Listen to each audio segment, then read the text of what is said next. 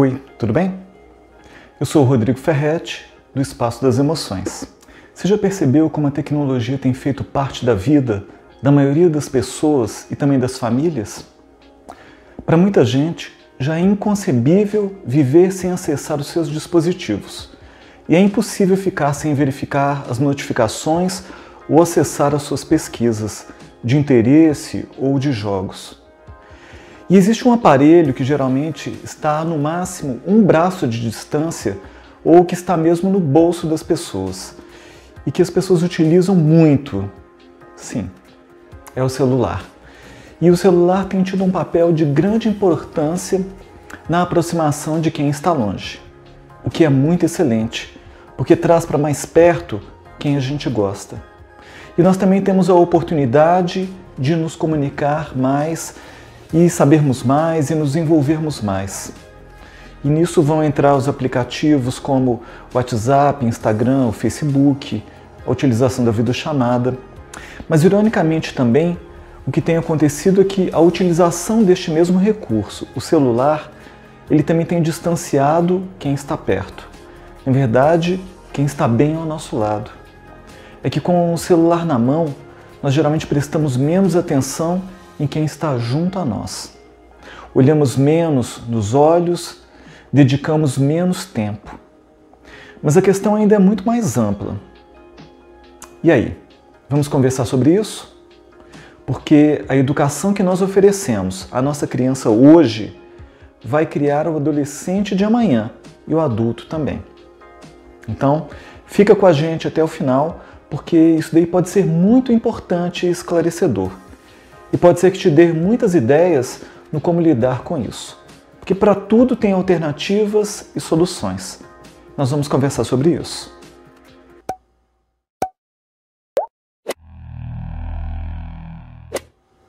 Na mitologia grega, nós temos o mito de Narciso. E a história do rapaz que foi enfeitiçado para se apaixonar pela primeira pessoa que ele visse. Acontece que ele sentiu sede, se aproximou de um lago de águas cristalinas e que tinha superfície espelhada, e foi beber. Quando olhou o próprio reflexo na água, ele apaixonou-se e ficou enamorado de si mesmo e paralisado, e não conseguia mais sair dali. Tinha necessidade de ficar ali olhando a própria imagem, horas, dias, e pereceu ali mesmo, preso na própria imagem, desnutrido porque não comia e nem bebia, unicamente fechado em si. O mito de Narciso nos traz metaforicamente o problema da pessoa em fixar-se em si mesma, excessivamente e adoecidamente. E isso acontece naturalmente como uma fase do desenvolvimento quando a criança se considera o centro do mundo, mas não é saudável em outras fases. A criança, quando nasce, na sua fase inicial do desenvolvimento, ela é egocentrista. Para ela, o mundo gira ao seu redor. Ela quer que suas vontades sejam atendidas. E não tem problema algum, porque isso é normal e é natural. E ela se comunica chorando. Chora quando tem fome, chora quando tem sono, chora quando tem frio, quando tem cólica e por aí vai. E geralmente é a própria mãe que significa esse choro. Ou seja, a mãe dá o significado do porquê o seu filho está chorando. Ah, esse choro é porque a criança está com fome, ou esse choro é porque está com cólica e por aí vai. É por isso que muitas vezes se diz que quando a mãe sente frio, é o filho que põe agasalho. E é assim que a mãe vai inserindo a criança no mundo simbólico. Geralmente, a pessoa apresenta-se egocentrada em duas fases do seu desenvolvimento. A primeira aparece na infância e geralmente é alterada com uma educação consistente, que prepara a pessoa para o convívio com os outros de um modo mais saudável.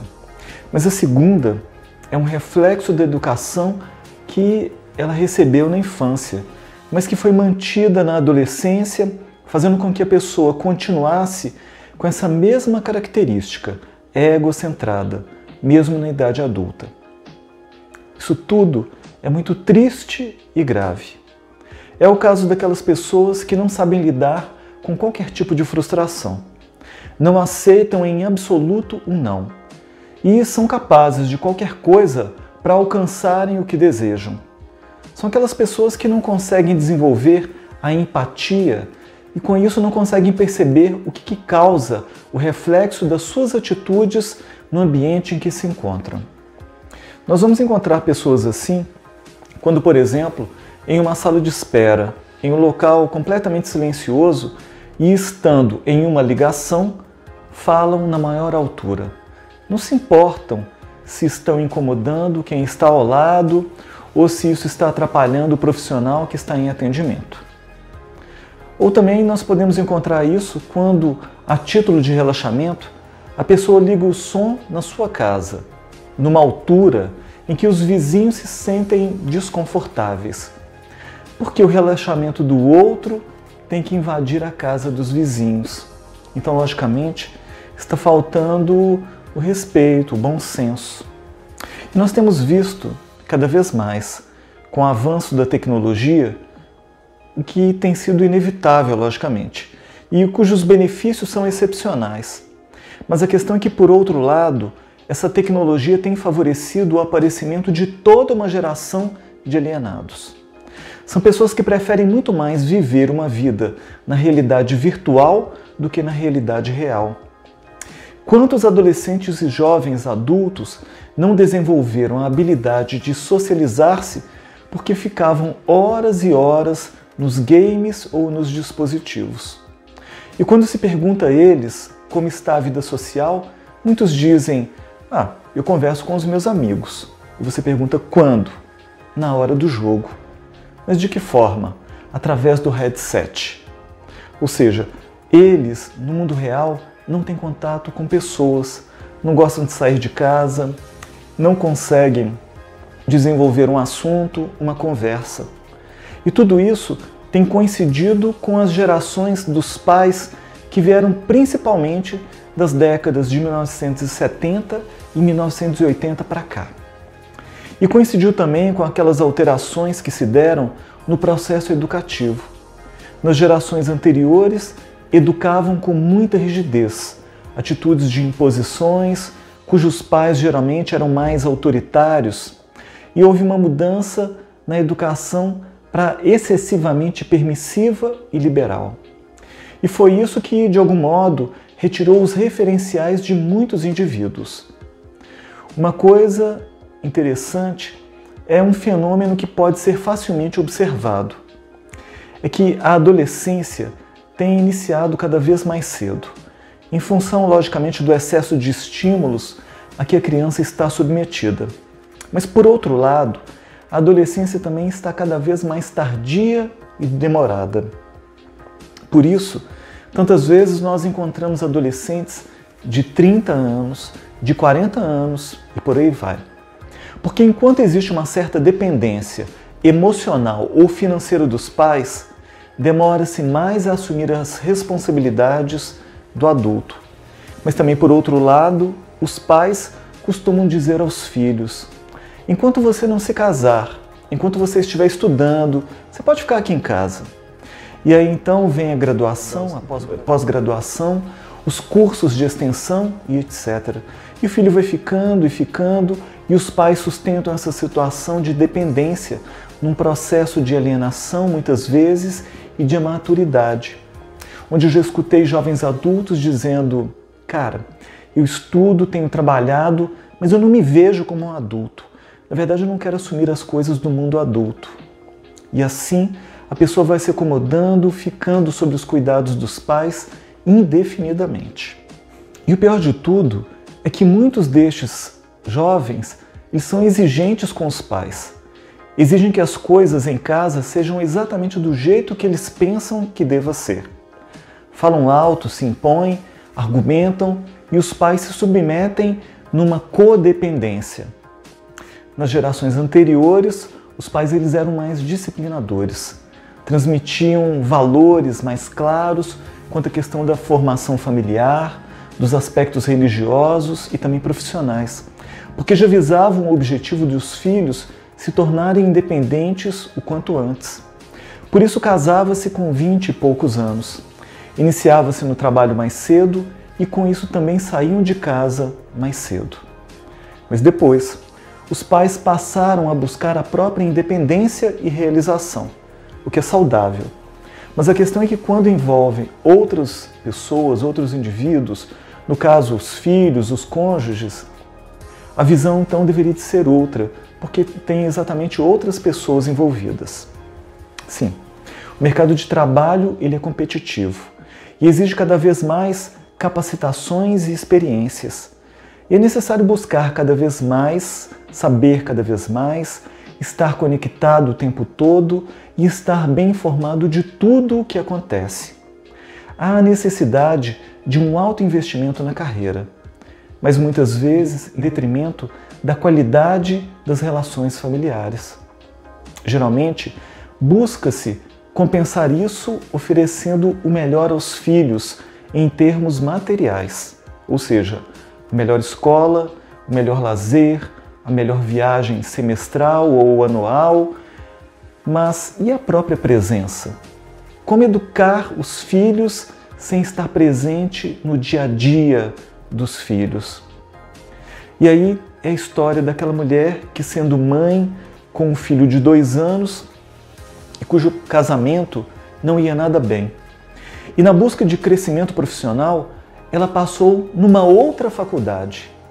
E aí então ela trabalhava em horário integral e estudava à noite. Dá para a gente perceber e prever quanto sentimento de culpa em não ter tempo para ficar com o filho e menos ainda com o marido que ela dizia amar. Mas olha só, na vida há tempo para tudo. E o bom senso muitas vezes pede para se esperar um pouco mais.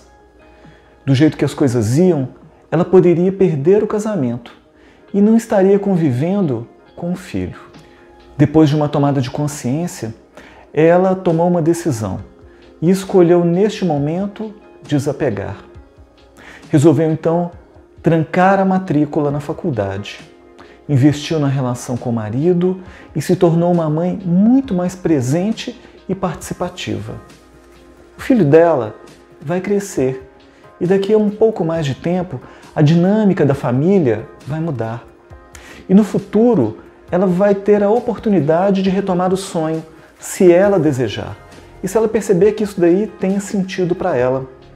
Porque a vida cobra muito e a pessoa se sente pressionada a fazer aquilo que se espera dela. Mas a questão é que a vida é dela e é ela quem deve decidir com base no que é importante para ela. Porque tem coisas que, se passar o tempo, não se recupera mais. A vida pode até nos dar outras oportunidades, mas são outras. De acordo com a AHA, Associação Americana do Coração, as crianças e adolescentes de 8 a 18 horas têm passado em média mais de 7 horas por dia usando celulares, computadores, tablets e videogames, o que é um tempo excessivo e que, logicamente, requer controle. Mas as crianças menores também não estão muito diferentes disso.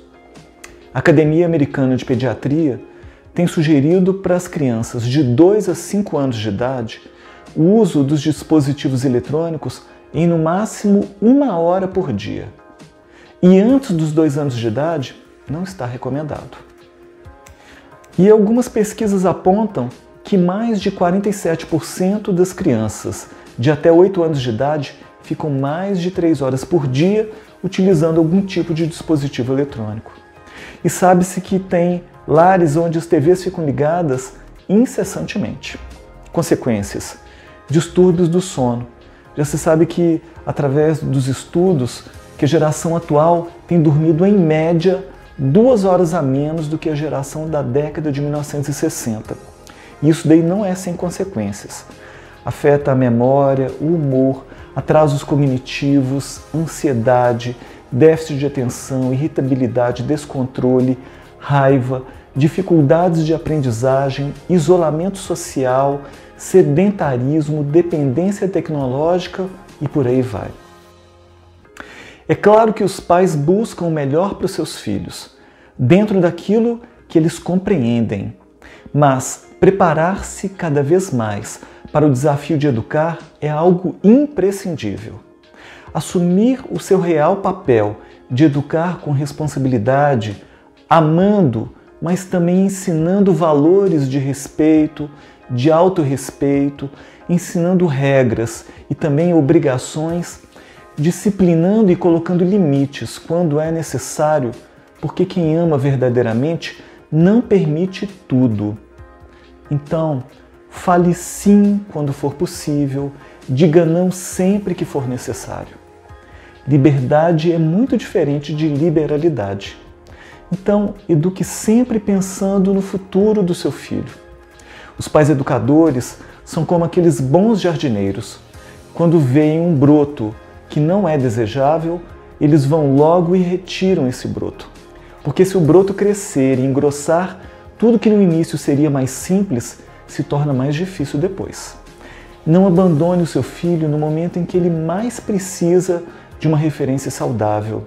Seja você o exemplo de que ele quer e de que ele precisa. Então mantenha-se firme no seu ideal de oferecer o que é realmente o melhor, sempre. Vamos pensar sobre isso? Nós esperamos muito que esse conhecimento faça diferença para você, porque esse é o nosso objetivo, o de sempre trazer conhecimento e conteúdos de qualidade. Se você gostou desse vídeo, compartilhe com quem você gosta e com quem você pensa que possa ser útil. Acompanhe também a gente e eu vejo você no próximo vídeo.